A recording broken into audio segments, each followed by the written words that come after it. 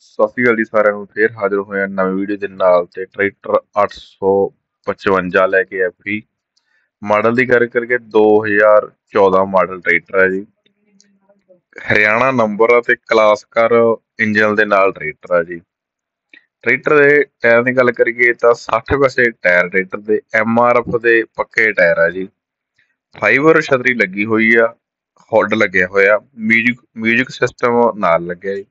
Double clutch ਆ, power ਸਟੇਅਰਨ ਆ। ਸਾਰਾ ਟਰੈਕਟਰ ਓਰੀਜਨਲ ਤੇ ਸ਼ੋਰੂਮ ਕੰਡੀਸ਼ਨ ਵਿੱਚ ਟਰੈਕਟਰ ਆ ਜੀ। ਪਹਿਲੇ ਨਾਂ ਦੇ ਟਰੈਕਟਰ ਆ ਜੀ, ਫੁੱਲ ਸਾਫ ਤੇ ਟਰੈਕਟਰ ਤੇ ਬੰਪਰ ਲੱਗਿਆ ਹੋਇਆ। ਬਾਈ ਉਹਨਾਂ ਦੀ ਡਿਮਾਂਡ 4,30,000 ਆ। ਨੰਬਰ ਸਕਰੀਨ ਤੇ ਆ 94 783 14 788।